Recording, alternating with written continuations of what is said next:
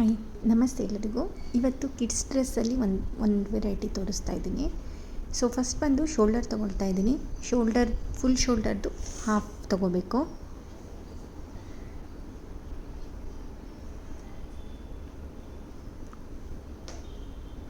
ನಾನಿಲ್ಲಿ ಶೋಲ್ಡರ್ ಬಂದು 10 ತೊಗೊಳ್ತಾ ಇದ್ದೀನಿ. ಸೊ 5 ಹಾಫ್ ಶೋಲ್ಡರ್ 5 ಅಂತ ತೊಗೊಳ್ತಾ ಇದ್ದೀನಿ. ಶೋಲ್ಡರಿಂದ ಸೇಮ್ ಶೋಲ್ಡರ್ ಏನು ತೊಗೊಂಡಿದ್ದೀವಿ ನಾವು ಅದನ್ನೇ ಚೆಸ್ಟ್ ಲೈನ್ಗೆ ತೊಗೋಬೇಕು, ಅಥವಾ ಆರ್ಮ್ ಹೋಲ್ ಡೌನಿಂಗ್ ಅಂತ ಹೇಳ್ತಾರೆ. ಸೊ ಒಂದು ಸ್ಟ್ರೇಟ್ ಲೈನ್ನ ಮಾರ್ಕ್ ಮಾಡಿಕೊಂಡು ಈ ಥರ ಮಾರ್ಕ್ ಮಾಡ್ಕೊಳ್ತಾ ಇದ್ದೀನಿ.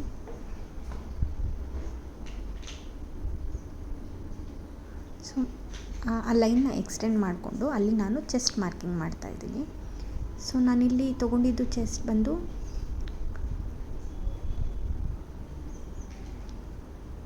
24. ಸೊ ಒಂದು ಹಾಫ್ ಇಂಚಷ್ಟು ಜಾಸ್ತಿ ಕೊಡ್ತಾಯಿದ್ದೀನಿ. ಆಮೇಲೆ 1 ಇಂಚು 1 ಇಂದ 1.5 ಇಂಚಷ್ಟು ನಾನು extra seem allowance ಇಡ್ತಾಯಿದ್ದೀನಿ.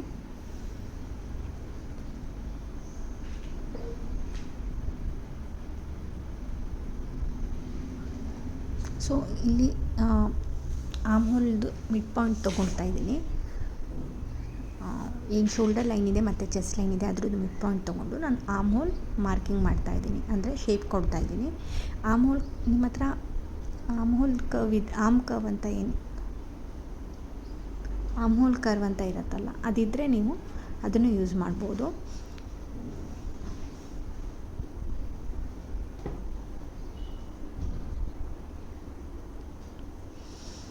So next ನಾನಿಲ್ಲಿ ಲೆಂತ್ ವೇಸ್ಟಿಗೆ ಒಂದು ವೇಸ್ಟ್ ಲೆಂತ್ ಮಾರ್ಕ್ ಮಾಡ್ತಾಯಿದ್ದೀನಿ. ಸೊ ಅದು ನಾನಿಲ್ಲಿ ನೀವು ಏನಿದೆ 9.5 10 ತನಕ ತೊಗೋಬೋದು. ಡಿಪೆಂಡ್ಸ್, ನಿಮಗೆ ಯೋಕ್ ಲೆಂತ್ ಎಷ್ಟು ಬೇಕು ಅನ್ನೋದ್ರ ಮೇಲೆ ಡಿಪೆಂಡ್ ಆಗುತ್ತೆ. ಸೈಜ್ ವೈಸು ಮತ್ತು ವೇರಿಯೇಷನ್ಸ್ ಆಗುತ್ತೆ. ಆಮೇಲೆ ವೇಸ್ಟ್ ಮಾರ್ಕ್ ಮಾಡ್ತಾಯಿದ್ದೀನಿ. ಯೂಶಲಿ ಕಿಡ್ಸ್ ಬಾಡಿಯಲ್ಲಿ ತುಂಬ ಡಿಫ್ರೆನ್ಸ್ ಏನಿರಲ್ಲ. ಸೊ ಒಂದು ಹಾಫ್ ಇಂಚಷ್ಟು ಚೆಸ್ಟ್ ಏನು ಕೊಟ್ಟಿದ್ದೆ ಅದಕ್ಕಿಂತ ಒಂದು ಹಾಫ್ ಇಂಚ್ ಕಡಿಮೆ ಕೊಡ್ತಾಯಿದ್ದೀನಿ, ಅಂದರೆ 6 ಇಡ್ತಾಯಿದ್ದೀನಿ. ಸೊ ಆಮೇಲೆ ಸೀಮ್ ಅಲೋವೆನ್ಸ್ ಅಂತ ಏನಿಟ್ಟಿದ್ದೆ ಅದನ್ನು ಮಾರ್ಕ್ ಮಾಡ್ತಾಯಿದ್ದೀನಿ. ಸೊ ಈ ಫುಲ್ ಲೆಂತಲ್ಲಿ ನೀವು ಫಸ್ಟೇ ಫುಲ್ ಲೆಂತ್ ಮಾರ್ಕ್ ಮಾಡಿಕೊಂಡ್ರೂ ಏನು ಪ್ರಾಬ್ಲಮ್ ಇಲ್ಲ. ಸೊ ನಾನಿಲ್ಲಿ ಲೆಫ್ಟ್ ಓವರ್ ಫ್ಯಾಬ್ರಿಕಲ್ಲಿ ಸ್ಟಿಚ್ ಮಾಡ್ತಾ ಇದ್ದಿದ್ದರಿಂದ ನಾನು ಲಾಸ್ಟಲ್ಲಿ ಮಾರ್ಕ್ ಮಾಡ್ತಾಯಿದ್ದೀನಿ.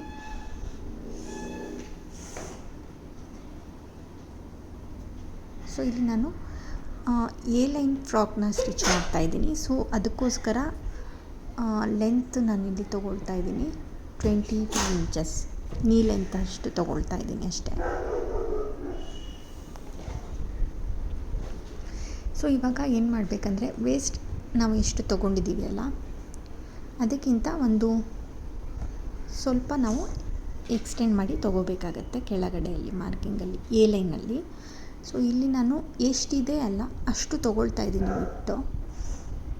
ಸೊ ಇಲ್ಲಿ ನಾನು 6 ಮಾರ್ಕ್ ಮಾಡಿದ್ದೀನಿ ಅಂದರೆ ಮೇಲ್ಗಡೆ ನನಗೆ ಇಲ್ಲಿ 11 ತನಕ ಇದೆ ಅಷ್ಟೇ.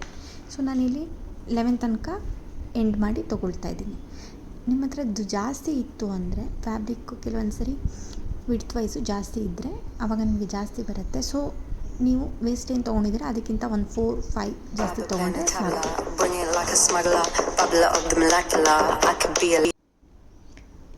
ಸೊ ಮಾರ್ಕಿಂಗ್ ದ್ಯಾಟ್ ಅದಾದಮೇಲೆ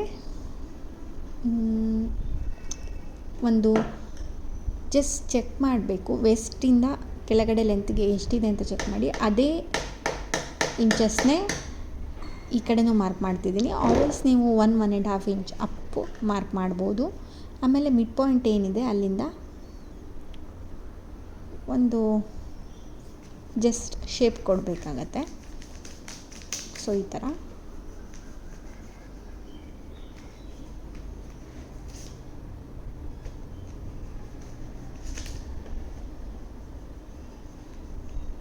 ಸೊ ನಾನಿಲ್ಲಿ ಈ ಥರ ಮಿಡ್ ಪಾಯಿಂಟ್ ತೊಗೊಂಡು ಶೇಪ್ ಕೊಡ್ತಾಯಿದ್ದೀನಿ. ಇಲ್ಲಾಂದರೆ ನೀವು ವೇಸ್ಟ್ ಏನು ಕೊಟ್ಟಿದ್ರಿ ಅಲ್ಲಿಂದನೇ ಕೂಡ ನೀವು ಮಾಡ್ಬೋದು ಶೇಪಿಂಗ್.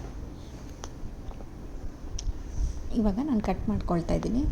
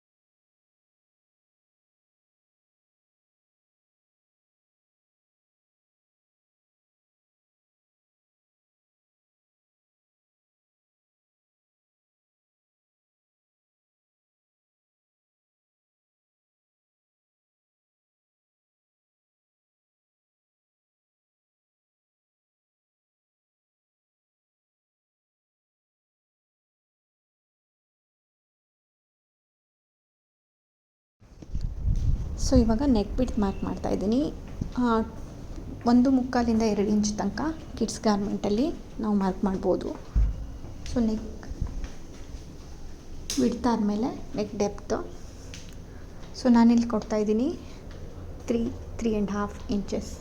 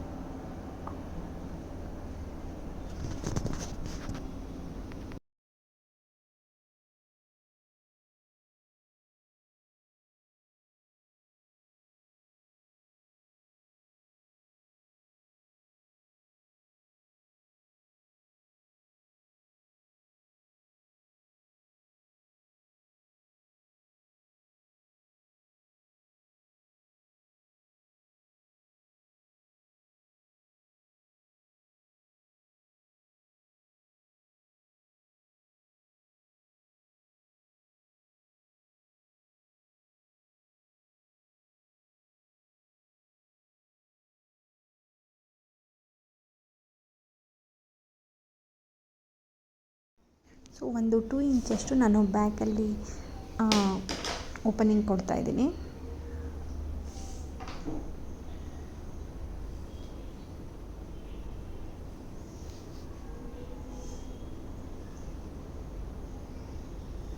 ಟೂ ಆ್ಯಂಡ್ ಹಾಫ್ 3 ತನಕನೂ ಕೊಡ್ಬೋದು.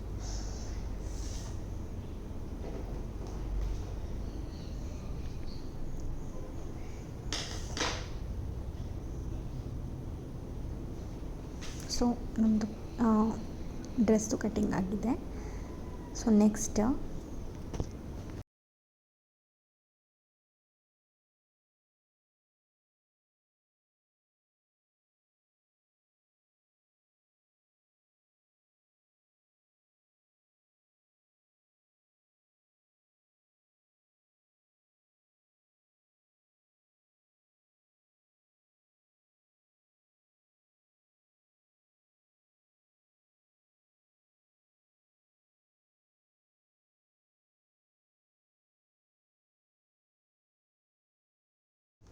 ಇವಾಗ ಸ್ಲೀವ್ಸ್ ಕಟ್ ಮಾಡ್ತಾಯಿದ್ದೀನಿ. ನಾನಿಲ್ಲಿ ಜಸ್ಟ್ ಹಾಗೆ ಶಾರ್ಟಾಗಿ ಸ್ಮಾಲ್ ಪ್ಲೀಟ್ಸ್ ಕೊಡ್ತಾಯಿದ್ದೀನಿ. ಸೊ ಅದಕ್ಕೋಸ್ಕರ ನಾನು ಈ ಥರ ಕಟ್ ಮಾಡ್ಕೊಂಡಿದ್ದೀನಿ. ಈ ಥರ ಜಸ್ಟ್ ಈ ಥರ ನಾವು ಮಾಡ್ತಾಯಿದ್ದೀವಿ ಅಷ್ಟೇ.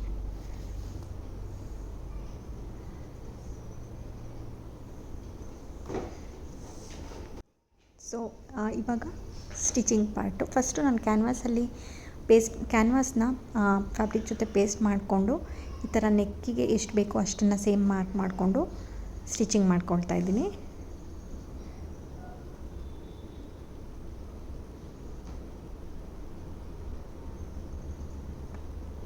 ಸೊ